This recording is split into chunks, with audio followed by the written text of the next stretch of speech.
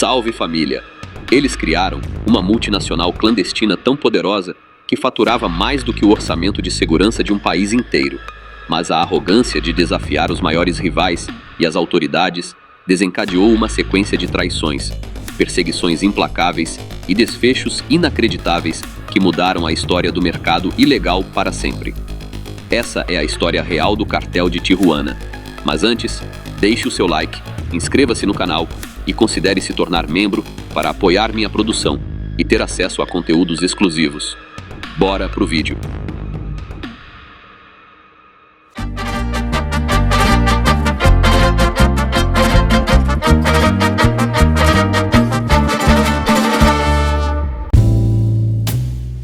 Para entender o mito da família Arellano Félix, precisamos voltar às origens, nas décadas de 50 e 60, em Culiacán, Sinaloa. Mas esta não é a típica história de quem entra no submundo para fugir da miséria. Com 11 filhos, 7 homens e 4 mulheres, a numerosa família cresceu na classe média. Eles podiam ter feito faculdade, mas escolheram outra rota. Nos anos 70, os irmãos mais velhos começaram a flertar com a ilegalidade. Nada de grandes carregamentos. Faziam contrabando em pequena escala, trazendo eletrônicos e roupas dos Estados Unidos para vender em Culiacán e Guadalajara. Era um negócio modesto, mas que ensinou as primeiras lições sobre rotas, suborno e a rentabilidade de burlar a lei. De todos eles, Benjamin Arellano Félix, nascido em 1952, tinha uma visão muito mais ampla. Astuto, magnético e bom de negócios, ele era um estrategista calculista.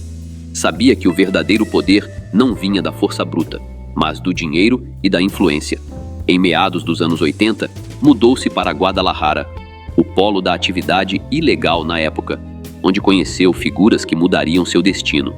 Foi introduzido ao círculo de Javier Caro Payán, homem de confiança do grande capo da época, Miguel Ángel Félix Gallardo, que, segundo relatos, também é tio dos Arellanos. Sob a mentoria de Félix, Benjamin aprendeu a engrenagem do mercado de grande escala, deixando o contrabando de lado para focar no transporte massivo de substâncias ilícitas. Ele viu como Félix geria uma organização unificada, dividia territórios e usava a corrupção para criar uma blindagem quase impenetrável. Benjamin absorveu cada lição. Para erguer um império, precisava de estrutura, disciplina e, principalmente, de um ponto estratégico. E ele já tinha um em mente: Tijuana. Enquanto Benjamin operava como a mente pensante, seu irmão mais novo, Ramon, nascido em 1964, tornou-se o complemento perfeito, a força operacional. Ramon era o oposto de Benjamin, feroz, extravagante e de temperamento implacável. Sua presença física impunha forte intimidação. Ele não tinha interesse na gestão financeira, pois sua especialidade era o confronto e o domínio territorial. Ele se transformou no escudo de Benjamin, o homem encarregado de acabar com os inimigos e impor disciplina interna. Essa dualidade exata, unindo o estrategista e o homem de ação, impulsionaria o grupo de Tijuana ao topo do cenário. O momento de virada aconteceu em 1989. Félix Gallardo foi preso pelas autoridades devido ao seu envolvimento no caso Kiki Camarena.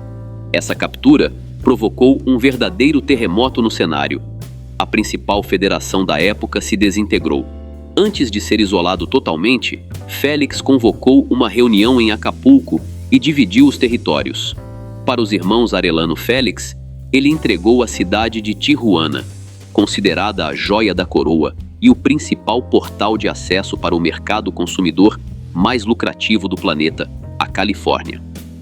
Contudo, a concessão veio com condições. Eles deveriam dividir a gestão com seu antigo parceiro, Javier Caro Payán. A ambição dos Arellano, porém, falou mais alto que a lealdade. Benjamin e Ramon não planejavam partilhar o comando. Em uma manobra agressiva que ditaria o estilo de gestão do grupo, eles acabaram com Caro Payán. Esse ato foi uma clara declaração de intenções. Tijuana agora tinha donos absolutos. A partir daquele instante, os confrontos pelo controle definitivo da fronteira haviam começado. Com Com a região sob seu domínio, Benjamin Arellano Félix estruturou uma verdadeira corporação multinacional de atividades clandestinas. Sua visão estratégica controlava cada etapa do ciclo, desde a importação e distribuição até a engenharia financeira. A principal receita vinha de substâncias de alto valor. Para isso, a organização estabeleceu parcerias diretas na Colômbia e no Peru para trazer toneladas do produto. Contudo, a grande inovação do grupo ocorreu abaixo da superfície. Eles foram pioneiros no desenvolvimento de passagens subterrâneas altamente tecnológicas na fronteira, interligando galpões em Tijuana a imóveis em San Diego. Essas estruturas, equipadas com sistemas de ventilação e trilhos, viabilizavam o fluxo de grandes volumes de ativos de forma totalmente invisível aos radares da fiscalização. Nos Estados Unidos, a rede alcançava estados como Califórnia e Nevada, mas Benjamin sabia que o faturamento precisava de validação legal. Para isso, escalou uma figura-chave nos bastidores, sua irmã, Enedina Arellano Félix. Formada em contabilidade, ela era a mente silenciosa por trás das finanças, reinserindo os ganhos milionários na economia formal através de casas de câmbio, imobiliárias e empresas de fachada. No auge, nos anos 90, o grupo movimentava mais de 500 milhões de dólares anuais, superando o orçamento de órgãos oficiais de segurança locais. Para sustentar esse império, o suborno institucional era a regra. A organização investia altas quantias para comprar o silêncio de agentes públicos e militares, criando uma rede de proteção que garantiu a impunidade do grupo por anos. Seu principal concorrente foi o Cartel de Sinaloa. A disputa começou logo após a divisão das áreas de atuação. Os capos de Sinaloa não respeitaram o acordo inicial e começaram a avançar sobre os domínios de Tijuana. A reação de Ramon foi implacável. Iniciou-se um confronto que se estendeu por mais de uma década, transformando vias públicas em verdadeiros campos de batalha. Um exemplo desse nível de hostilidade ocorreu no aeroporto de Guadalajara. Sicários dos Arellano tentaram interceptar El Chapo, mas, no meio do confronto, confundiram o veículo do capo com o do cardeal Juan Jesus Posadas Ocampo. O automóvel foi atingido por múltiplos disparos, resultando em sua queda e de mais 6 pessoas. O episódio chocou o país e colocou o cartel de Tijuana sob os holofotes internacionais. O outro grande oponente foi Amado Carrillo Fuentes, líder do cartel de Juárez, em um embate que só cessou com o seu suposto fim em 1997. Uma conclusão tão enigmática que muitos contestam o ocorrido, sugerindo uma manobra para deixar o submundo. A reputação dos Arellano Félix consolidou-se através de ações de forte impacto que atraíram a atenção das principais agências de inteligência globais. Em 1997, o nome de Ramon alcançou um novo patamar. O FBI o incluiu na lista dos 10 fugitivos mais procurados do planeta, um marco inédito para um operador estrangeiro, cuja atuação principal ocorria fora do território americano. A agência o descreveu como uma das figuras mais agressivas da organização, oferecendo uma recompensa de $2 milhões por informações. A imagem de Ramon espalhou-se globalmente, tornando-se o símbolo daquela era de confrontos. Ramon parecia extrair vantagem dessa notoriedade. Ele era conhecido pelo seu hábito de utilizar disfarces para se misturar em eventos públicos e festividades, locais onde identificava e surpreendia seus oponentes. Talvez a ação que mais evidenciou a ausência de limites da organização tenha ocorrido em Ensenada, Baja Califórnia, em setembro de 1998. Naquele universo, existia uma regra não escrita de preservar os familiares dos envolvidos. A organização de Tijuana rompeu completamente com esse princípio. Um grupo operacional invadiu uma propriedade local e neutralizou dezenas de indivíduos de um mesmo grupo familiar, incluindo mulheres e jovens, com o objetivo de eliminar um operador local que tentava contestar o território. O episódio gerou um forte impacto no cenário da época, demonstrando que o grupo não seguia convenções. Essa conduta extrema também se refletiu no embate contra os rivais de Sinaloa. Eles enviaram a um dos principais aliados do rival um compartimento contendo os restos mortais de sua esposa. O ato transformou a disputa de mercado em uma questão estritamente pessoal, alimentando um ciclo contínuo de hostilidades. Enquanto Ramon espalhava essa postura intimidadora, Benjamin garantia a estabilidade do negócio. A rede de subornos era tão ampla que eles contavam com trânsito livre, demonstravam uma segurança notável, circulavam em veículos de alto padrão, residiam em propriedades luxuosas e frequentavam círculos sociais influentes. Eles acreditavam que a combinação de recursos financeiros e poder de coerção os tornava inalcançáveis, mas esse posicionamento acabou atraindo as atenções principais. A pressão das agências internacionais se intensificou, dando início a uma busca global. Todo império enfrenta o seu momento de ruptura, e para o cartel de Tijuana, esse desfecho se desenhou em 2002. A intensa atuação das forças de segurança e os desgastes dos confrontos contínuos deixaram a estrutura vulnerável. O declínio ocorreu por meio de 2 episódios sequenciais que desestruturaram a liderança que sustentava o grupo. O primeiro a sair de cena foi o braço militar da organização. No dia 10 de fevereiro de 2002, Ramon Arellano Félix cometeu um equívoco decisivo. Ele se deslocou até Mazatlán, em Sinaloa, com o objetivo de dar de baixa em El Mayo Zambada, durante as festividades locais. Contudo, enquanto andava pela cidade, o veículo em que estava foi interceptado por uma patrulha da polícia local. O que Ramon não previu é que o grupo rival havia estabelecido uma forte influência dentro daquela força policial. Ao perceber que estava cercado, Ramon reagiu da maneira habitual, recorrendo à força. Um confronto armado teve início no local e, quando a situação foi controlada, Ramon Arellano Félix havia sido atingido fatalmente em plena via pública.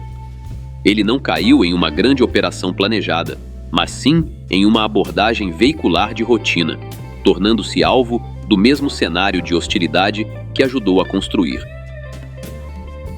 A saída de cena de Ramon deixou Benjamin vulnerável, privado do escudo operacional que o protegia.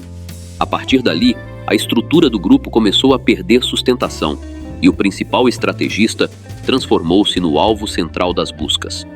A operação das forças de segurança, intensificada após o desfecho de seu irmão, trouxe resultados definitivos em menos de um mês.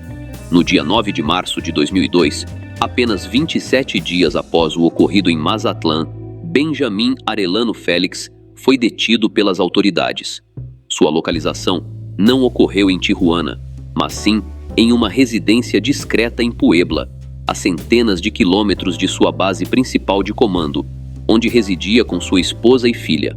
Essa captura foi o desfecho de uma minuciosa ação de inteligência conduzida pelo Exército, impulsionada pela coordenação com agências internacionais e, de acordo com análises de bastidores, facilitada por quebras de lealdade dentro do próprio cenário.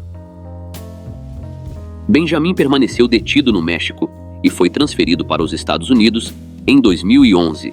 Em solo americano, o calculista estrategista realizou sua última manobra. Fechou um acordo com a justiça, admitindo o envolvimento em organização clandestina e ocultação de capitais. Ele abriu mão de 100 milhões de dólares de seu patrimônio e, em contrapartida, obteve uma pena de 25 anos. O magistrado destacou que, sem a cooperação, a punição seria o isolamento perpétuo, dada a extrema gravidade das ações para a segurança pública. Assim, em menos de 30 dias, a dupla que comandou o grupo foi desestruturada. Ramon, o operador de campo, teve seu desfecho na via pública. Benjamin, a mente financeira, cumpre seus dias sob custódia do Estado. O fim da linha para Benjamin e Ramon marcou o encerramento de uma era na logística ilegal, mas não retirou o sobrenome familiar do mercado. Outros parentes tentaram assumir o controle das operações, porém a trajetória seguinte desenhou-se como uma crônica de intervenções judiciais, perdas internas e um declínio comercial inevitável.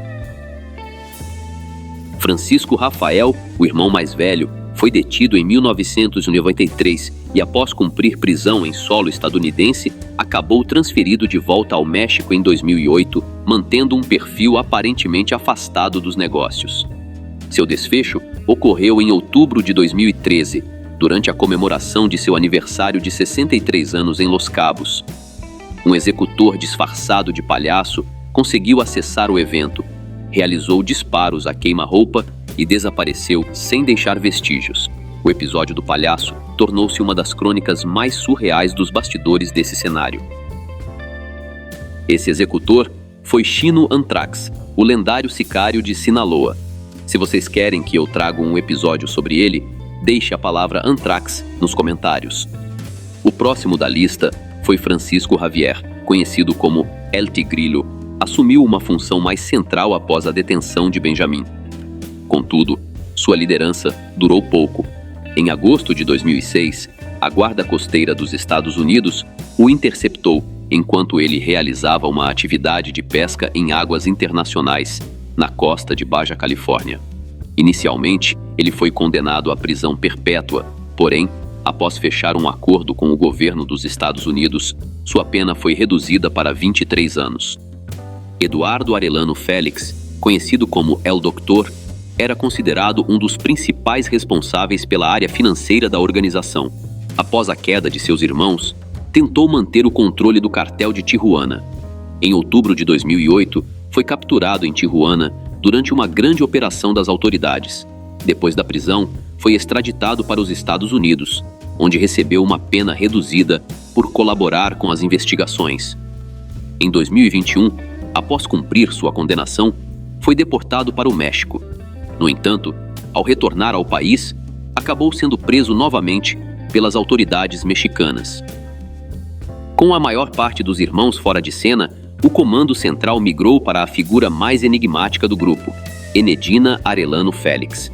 Conhecida nos bastidores como a principal liderança, essa especialista em contabilidade atuou por anos como a mente financeira estratégica. Ela optou por manter uma postura reservada, distanciando-se dos confrontos físicos e concentrando seus esforços estritamente na gestão do mercado. Sob a sua direção, a organização passou por uma transformação profunda, adotando uma operação muito mais discreta e corporativa. Enedina tentou transferir o comando estratégico para seu sobrinho, Luiz Fernando Sánchez Arellano, conhecido como El Engenheiro. Contudo, a nova geração não possuía a mesma influência de seus antecessores. Fernando acabou detido em 2014, enquanto estava em uma rede de fast food em Tijuana, acompanhando uma partida da Copa do Mundo. Os anos de auge da organização de Tijuana haviam chegado ao fim. Atualmente, as agências de inteligência internacionais consideram a estrutura principal desarticulada. Apesar disso, de acordo com analistas do setor, núcleos remanescentes e células associadas ainda mantêm atividades discretas na região de Baja Califórnia e no noroeste do México. A engrenagem do mercado ilegal mudou para sempre após essa era, muito por conta das conexões internacionais que esses grupos criaram. E para entender o outro lado dessa rota, a história do homem que comandou um dos maiores impérios de coca da Colômbia diretamente do Brasil, clique no card que está aparecendo agora na sua tela e descubra tudo sobre Juan Carlos Abadia. Nos vemos lá!